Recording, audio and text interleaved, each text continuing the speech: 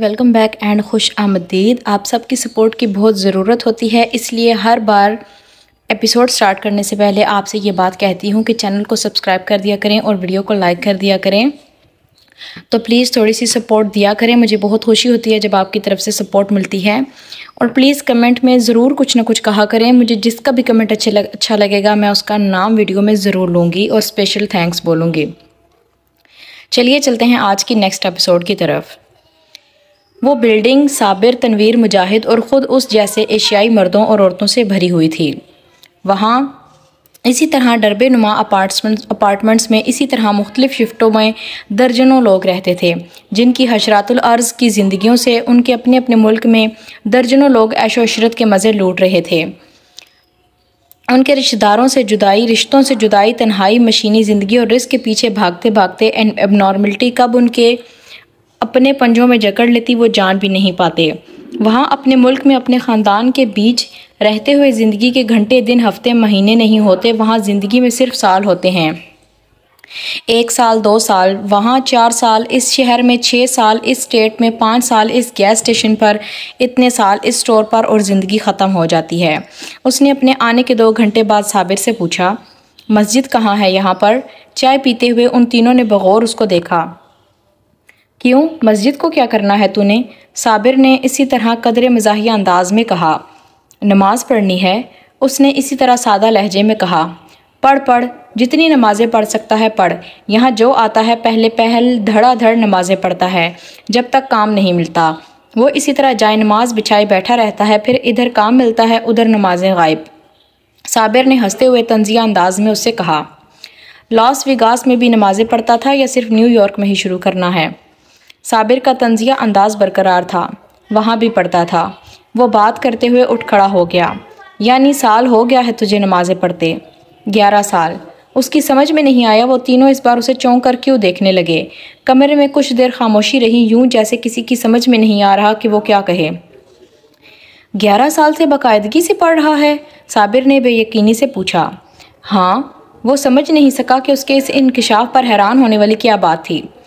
آپ مجھے ڈائریکٹ کر دیں، میں مسجد ڈھونڈ لیتا ہوں، اس نے جیسے ان کی حیرت سے شرمندہ ہوتے ہوئے کہا تھا۔ چل میں تجھے چل کر بتاتا ہوں۔ صابر یکدم کپ رکھ کر اٹھ کھڑا ہوا، اس نے تشکر آمیز انداز میں اسے دیکھا۔ باہر سڑک پر جاتے ہوئے صابر نے اسے کہا، تجھے پتہ ہے اس کمرے میں اتنے سالوں میں تو پہلا نمازی ہے۔ اس نے جواباً کچھ نہیں کہا۔ پورا راستہ دونوں میں کوئی بات نہیں ہوئی۔ پھر جب وہ مسجد کے دروازے کے پاس پہنچے اور وہ اندر جانے لگا تو صابر نے سگریٹ سلگاتے ہوئے اس سے کہا،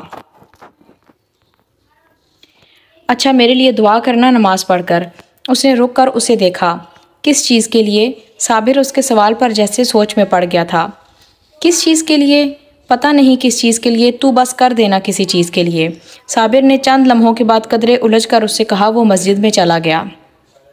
وہ اگلے 2 سال وہیں اسی اپارٹمنٹ میں انہی تینوں کے ساتھ رہا تھا، اور صرف وہی تھا جو اس اپارٹمنٹ میں رہتا تھا، اپنی شفٹ سے فارغ ہو کر اور کبھی کبھار ویکینڈ پر بھی، جب وہ مسلسل کام کرتے کرتے تھک جاتا۔ شروع میں اسے چھوٹے چھوٹے کام ملے تھے، بعد میں وہ بھی ڈرائیونگ لائسنس حاصل کرنے کے بعد کیب چلانے لگا تھا۔ اس کے اور اس کمرے کے باقی لوگوں کی زندگی میں واحد فرق یہ تھا کہ وہ جب چاہتا پاکستان چلا جاتا اور واپس بھی آ سکتا تھا، اور اس کے اور اس کمرے کے باقی لوگوں کی زندگیوں میں مشترک بات یہ تھی کہ ان کی طرح اس کے خاندان کو بھی اس وزٹ سے زیادہ امریکہ سے اس کے بھیجے گئے ڈالرز میں زیادہ دلچسپی تھی، لیکن وہ اس احساس کو اپنے ذہن سے جھٹکتا رہتا تھا۔ لیکن ہر روز یہ احساس پہلے سے زیادہ مضبوط ہو کر سامنے آتا تھا۔ اپنے اوپر بھی پیسہ خرچ کیا کر، ہر وقت پاکستان ہی مت بھیجتا رہا کر۔ صابر نے ایک دن اسے ڈانٹا تھا، جتنا پیسہ بھیجے گا پاکستان والے سب کھا جائیں گے، وہ سمجھتے ہیں یہاں ہم درختوں سے اتار کر انہیں بیچتے ہیں۔ صابر بے حد تلخی سے کہہ رہا تھا، اپنے پاس پیسہ بچایا کر، جو بچت کرنی ہے یہاں تو نے ہی کرنی ہے۔ پاکستان میں تو تیرے گھر والے عیش کر رہے ہوں گے، سب موٹر سائیکلوں اور گاڑیوں میں پھر رہے ہوں گے۔ تیرے بھائی اور تیری ماں بہن یا تو گھر کے لیے ٹی وی، فریج، VCR کے نئے سے نئے ماڈل بدل رہی ہوں گی، یا پھر اپنے کپڑوں، جوتوں اور زیورات پر اڑا رہی ہوں گی۔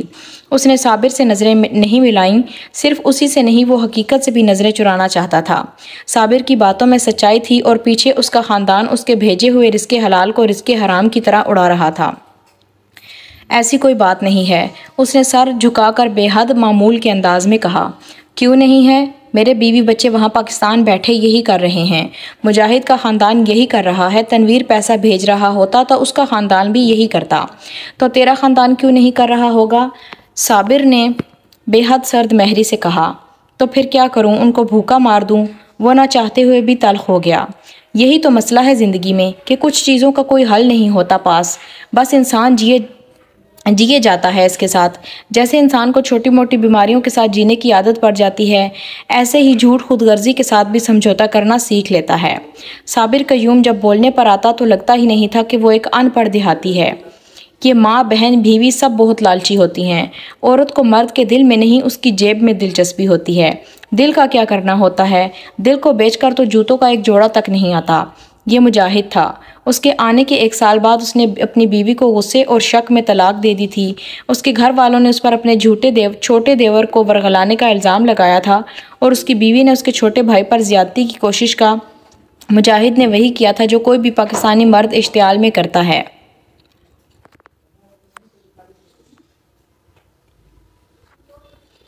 اپنے خاندان کی باتوں پر یقین کرتے ہوئے اپنی بیوی کو طلاق بھیج دی تھی۔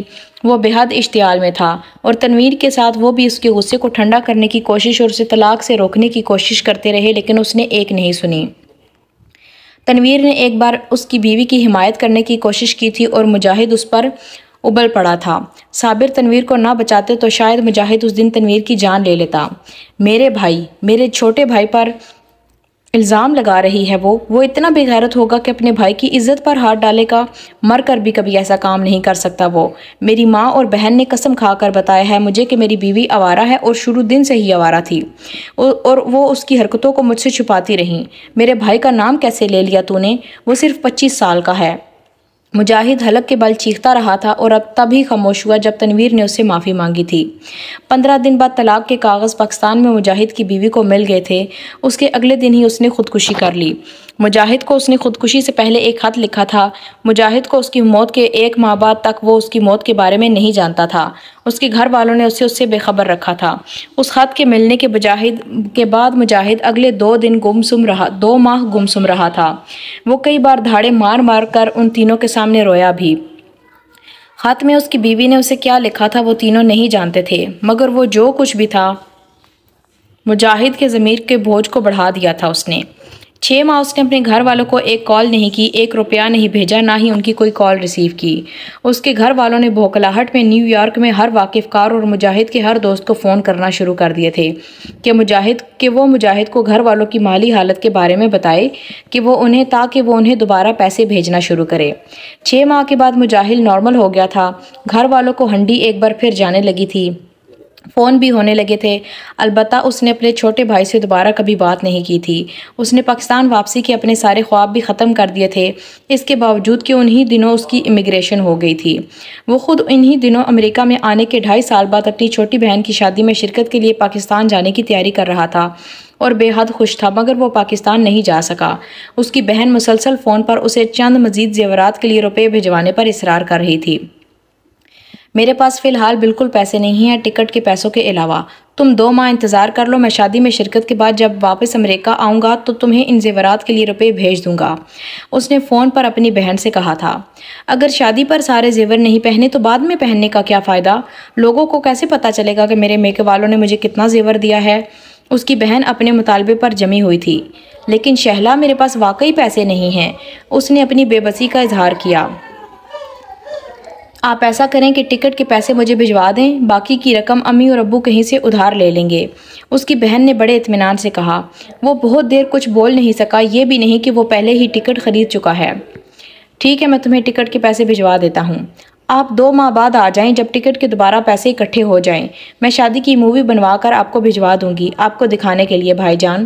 وہ اب چہکتے ہوئے بتا رہی تھی، وہ چپ چاپ سنتا رہا۔ ٹکٹ ری فنڈ کروا کے اس نے دوسرے دن ہنڈی کے ذریعے وہ رقم پاکستان بھجوا دی اور پھر چند دنوں کے بعد کسی جاننے کے والے کے ہاتھ وہ چیزیں بھی جو وہ پچھلے کچھ عرصے سے اس کے لیے خرید رہا تھا اور پاکستان جانے پر سب کو دے۔ اس نے صابر، تنویر یا مجاہد میں سے کسی کو اپنے پاکستان نہ جانے کی اصل وجہ نہیں بتائی تھی۔ وہ ان کی طرح وہاں بیٹھ کر اپنے گھر والوں کی عیب جوئی نہیں کر سکتا تھا۔ اسے نیو یارک میں 2 سال ہونے والے تھے جب اچانک ہارٹ اٹیک کی وجہ سے صابر کی موت ہو گئی تھی۔ وہ ہاسپٹل جانے سے پہلے ہی دم توڑ گیا تھا۔ مجاہد نے صابر کے بیٹوں کو فون کر کے انہیں اس کی موت کی اطلاع دی تھی۔ وہ رنجیدہ ہوئے تھے۔ مجاہد ان سے صابر کی ڈیڈ باڈی کو پاکستان بھجوانے کے انتظامات کرنے کے سلسلے میں بات کرنا چاہتا تھا، مگر ان میں سے کسی کو اس کی ڈیڈ باڈی وصول کرنے یا پاکستان منگوانے کے لیے پیسہ خرچ کرنے میں دلچسپی نہیں تھی۔ وہ چاہتے تھے اسے وہیں دفن کر دیا جائے، اس کے پاس بینک میں موجود رقم اور دوسری جائیداد کی تفصیل سے انہیں آگاہ کر دیا جائے۔ وہ اس سلسلے میں امریکہ آنے کے لیے بھی تیار تھے۔ اس نے مجاہد اور تنویر کے ساتھ زندگی کا یہ رخ بھی دیکھ لیا تھا۔ پورا ایک ہفتہ وہ مجاہد کے سامنے صابر کے بیٹوں کو لاش پاکستان منگوا لینے پر رضامند کرنے کی کوشش کرتا رہا اور ناکام رہا۔ وہ اس سلسلے میں کسی قسم کی رقم خرچ کرنے یا انتظامات کے لیے تیار نہیں تھے۔ مجاہد اور تنویر کے ساتھ مل کر چندہ جمع کر کے اس نے خود ہی صابر قیوم کی لاش کو پاکستان بھجوانے کا انتظام کیا تھا۔ مجاہد اور تنویر نے اسے ہی صابر قیوم کے سامان اور ڈیڈ باڈی کے ساتھ پاکستان بھجوایا تھا۔ زمین پر صابر قیوم اپنے بڑھاپے میں کاشتکاری نہیں کر سکا تھا۔ انہوں نے کوشش کی تھی کہ وہ کم از کم وہاں دفن ضرور ہو سکے۔ جہاز پر امریکہ سے پاکستان کے طویل فضائی سفر کے دوران صابر قیوم کی ڈیڈ باڈی کے ساتھ سفر کرتے ہوئے وہ صابر قیوم کے بارے میں نہیں سوچتا رہا، وہ صرف اپنے بارے میں سوچتا رہا۔ کیا کسی دن اسی طرح جہاز پر کوئی اس کے تابوت کے ساتھ سفر کر رہا ہوگا؟ جہاز کا باتھ روم استعمال کرتے ہوئے ہاتھ دھوتے ہوئے اس کی نظر اپنی کلائی پر پڑی تھی اور خوف کی ایک لہر سے اس نے اپنے جسم سے گزرتی محسوس کی تھی۔ اپنی کلائی پر پتھر کے بت کی طرح نظر گھاڑے اس نے ایک ہولناک انکشاف کے ساتھ اس دن اس سفر کو اپنی زندگی کا بدترین سفر سمجھا تھا۔ وہ جانتا تھا کہ باتھ روم سے نکلنے کے بعد 1.5 منٹ چلنے کے بعد وہ ایزل سیٹ پر بیٹھتے ہوئے جس پیسنجر کے پاؤں کے پاس رکھے بیگ سے ٹھوکر کھا کر گرنے والا تھا، وہ خوش قسمتی تھی جو اس جہاز پر پرواز کر کے 15 گھنٹے میں 25 سال 8 ماہ 4 دن اور 15 گھنٹے کے طویل انتظار کے بعد بالآخر اس سے ملنے والی تھی۔ زندگی کے آخری لمحوں میں اس نے ایک بار پھر اپنی موت کا چہرہ دیکھنے کی کوشش کی، وہ ناکام رہی۔ وہ اس کے پیروں کے علاوہ کچھ نہیں دیکھ سکی تھی۔ فرش پر چلتے پھرتے اس کے پیر۔ وہ وارڈروب کی طرف جا رہا تھا بلند آواز میں کچھ کہتے ہوئے۔ کیا کہہ رہا تھا وہ سمجھ نہیں پا رہی تھی۔ اس کے ذہن نے ایک دم الفاظ کا مفہوم سمجھنا چھوڑ دیا تھا۔ ہر آواز اس کے لیے شور بن گئی تھی، ایک بے معنی، بے ہنگم، بے مقصد شور۔ وہ فرش اس کے پیروں کے قریب وارڈروب میں موجود کپڑوں کو گرتے دیکھ رہی تھی۔ وہ اب بھی کچھ کہہ رہا تھا۔ پھر اس نے اپنے بیڈ سائڈ ٹیبل کی دراز کی طرف اسے جاتے دیکھا۔ وہ کمرے میں ہر طرف کسی چیز کو تلاش کر رہا تھا۔ زندگی کے آخری لمحات میں بھی وہ جانتی تھی کہ اسے کس شے کی تلاش تھی، پیسے کی، اور اس تلاش میں شاید اسے یہ احساس بھی نہیں رہا تھا کہ کچھ دیر پہلے اس نے جسے بری طرح زد و کوب کیا تھا وہ مر رہی تھی یا مرنے والی تھی، ورنہ آخر یہ کیسے ہو سکتا تھا کہ وہ اسے مرنے دیتا؟ آخر وہ اس کا شوہر تھا، آخر وہ اس سے محبت کرتا تھا۔ شوہر، محبت، شوہر۔ اس کا ذہن اب جیسے کسی شے کو، کسی لفظ کو کوئی مفہوم دینے میں ناکام ہو رہا تھا۔ اوندھے منہ فرش پر گری وہ بے حد کوشش کے باوجود بھی کرہ نہیں پا رہی تھی، بے حد کوشش کے باوجود بھی اپنے وجود کو حرکت دینے میں ناکام ہو رہی تھی۔ صرف اس کا سانس تھا جو ابھی چل رہا تھا۔ کیوں چل رہا تھا؟ کیا رہ گیا تھا؟ موت اس کے کمرے کے فرش پر ابھی بھی ادھر سے ادھر چل رہی تھی۔ اس نے بے یقینی سے ایک آخری بار جیسے سوچنے کی کوشش کی، تو کیا اتنے سالوں سے وہ اپنی موت سے محبت میں مبتلا تھی؟ وہ اتنے سالوں سے کیا وہ اپنی موت کے ساتھ ایک ہی گھر میں، ایک ہی کمرے میں، ایک ہی بستر پر رہتی آ رہی تھی؟ زری کو آخری سانس لینے تک یہ یقین نہیں آ رہا تھا کہ وہ اس شخص کے ہاتھوں مر رہی تھی جو اس کی زندگی تھا۔ اس نے بے یقینی سے سامنے بیٹھے وکیل کو دیکھا، پھر اپنے کپکپاتے ہاتھوں کو مٹھیوں کی صورت میں بھینچ لیا۔ اسے شرمندگی ہو رہی تھی، وکیل اس کی حالت دیکھ کر کیا سمجھ رہا ہوگا؟ وہ کچھ سمجھ رہا تھا یا نہیں، بہرحال اس وقت اس کے بولنے کا انتظار کر رہا تھا۔ یہ صرف ٹیبل کی دوسری طرف بیٹھے سر سے پاؤں تک بری طرح لرزتے کانپتے اس 30 سالہ نوجوان کے لیے شوق تھا، مگر اس وکیل کے 25 سالہ کیریئر میں یہ سب کچھ بہت بار ہو چکا تھا۔ دوبارہ پڑھ کر سنا سکتے ہیں؟ اس نے اپنی زبان اور جسم کی لرزش پر قابو پاتے ہوئے کہا۔ وکیل اسے دیکھ کر مسکرایا، پھر اس نے میکانیکی انداز میں ایک بار پھر وہی سب کچھ دہرانے لگا۔ اس نے پلکیں جھپکائے بغیر دم سادے پوری توجہ سے ان 10 لائنز کو سنا۔ وہ تسلی کرنا چاہتا تھا کہ اسے سننے میں کچھ غلطی تو نہیں ہوئی۔ پچھلے ہفتے بھی اسی جگہ اس وکیل کی آفس میں بیٹھے اس نے کئی بار سنا تھا۔ اگر وکیل کے ساتھ اس کی اپائنٹمنٹ ختم نہ ہو جاتی تو شاید وہ اس وکیل کو 5 بار اور وہی کاغذات پڑھنے، وہی چند لائنیں پڑھنے کے لیے کہتا۔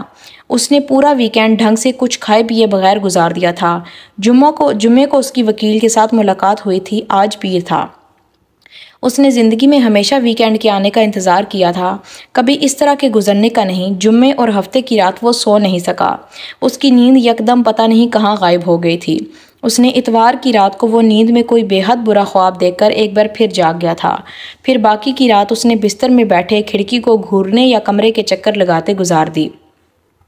سوموار کی صبح وہ اس لا فرم کے کھلنے سے بھی پہلے وہاں جا کر بیٹھ گیا تھا جس کے ساتھ وہ منسلک تھا۔ اس کی اپائنٹمنٹ 11:30 بجے تھی۔ وہ تب تک سخت سردی میں پارکنگ لاٹ میں بیٹھا رہا، یوں جیسے اسے ڈر ہو کہ وہ وہاں سے ہٹا تو یہ سب کچھ کسی خواب کی طرح غائب ہو جائے گا۔ اور اب وہ 10 منٹ سے وہاں بیٹھا ہوا تھا۔ آپ اور کافی لیں گے؟ وکیل نے جیسے اس کاغذ کو ایک بار پھر پڑھنے سے بچنے کے لیے کہا۔ ہاں، اس نے اپنے سامنے پڑے خالی ڈسپوزیبل کپ کو دیکھتے ہوئے کہا۔ وکیل نے خود اٹھنے کے بجائے انٹر کام کا ریسیور اٹھا کر اپنی سیکریٹری کو اندر بلایا۔ وہ کمرے میں ایک کونے میں ہی پڑے کافی میکر سے کافی کے 2 کپ ان دونوں کے سامنے رکھ گئی۔ وکیل نے ایک سائڈ ٹیبل پر پڑا کوکونٹ کوکیز کا چھوٹا سا جار اٹھا کر اس کا ڈھکن کھولتے ہوئے اس نوجوان کے آگے کیا۔ اس نے ایک دفعہ اپنے دائیں ہاتھ کو پوری قوت سے کھولنے اور دوبارہ بھینچنے کے بعد جار میں ہاتھ ڈال کر ایک کوکی نکالی۔ وکیل نے خود بھی ایک کوکی نکالتے ہوئے جار کو دوبارہ بند کر کے اسی سائڈ ٹیبل پر رکھ دیا۔ سامنے بیٹھے نوجوان نے کوکی کا آدھے سے زیادہ حصہ دانتوں سے کاٹ کر کافی کا ایک گھونٹ لیا۔ ہونٹوں پر زبان پھیرتے ہوئے وکیل سے کہا، آپ اس کاغذ کو ایک بار پھر پڑھیں۔ وکیل کا دل چاہا وہ اپنا سر پیٹ لے۔ یہ کیا ہے؟ شیراز نے حیرانی سے اسی قیمتی پرفیوم کو دیکھا جو زینب اس کی طرف بڑھا رہی تھی۔ وہ اگلے دن اکیڈمی جانے والا تھا اور اسی دن اسے لے کر باہر کھانا کھلانے آیا تھا۔ کوئی دوسری لڑکی ہوتی تو ضیاء اسے کبھی اس طرح منگیتر کے ساتھ باہر جانے نہ دیتے، مگر یہ زینی تھی اور اس کی ضد پر انہوں نے ہتھیار ڈال دیے تھے۔ وہ زندگی میں پہلی بار شیراز کے ساتھ اکیلی کہیں باہر جا رہی تھی۔ ایک چھوٹے سے ریسٹورنٹ میں کھانا کھانے کے بعد وہ اسے ایک پارک میں لے آیا تھا۔ پارک میں بینچ پر بیٹھے باتیں کرتے ہوئے زینب نے اپنے بیگ سے وہ پرفیوم نکال کر شیراز کے ہاتھ میں تھمایا تھا۔ آپ کے لیے ہے یہ، زینب نے مسکراتے ہوئے شیراز سے کہا۔ آپ کو بہت پسند تھا نا؟ وہ 4-6 ماہ پہلے کسی دوست کے گھر سے وہ پرفیوم لگا کر زینب کے گھر آیا تھا۔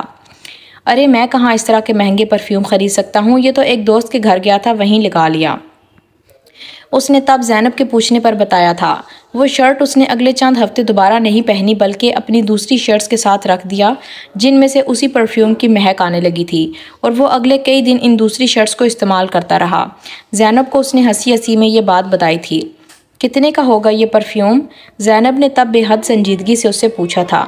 2-2.5 ہزار کا، شیراز نے بتایا۔ پھر اس نے ایک کہکہا لگا کر کہا تھا، یہ کوئی شرٹ یا گھڑی نہیں ہے زینب بی بی جو تم مجھے فوراً لا دو گی۔ وہ جانتا تھا زینب اس سے اس پرفیوم کی قیمت کیوں پوچھ رہی تھی۔ زینب نے کوئی جواب نہیں دیا۔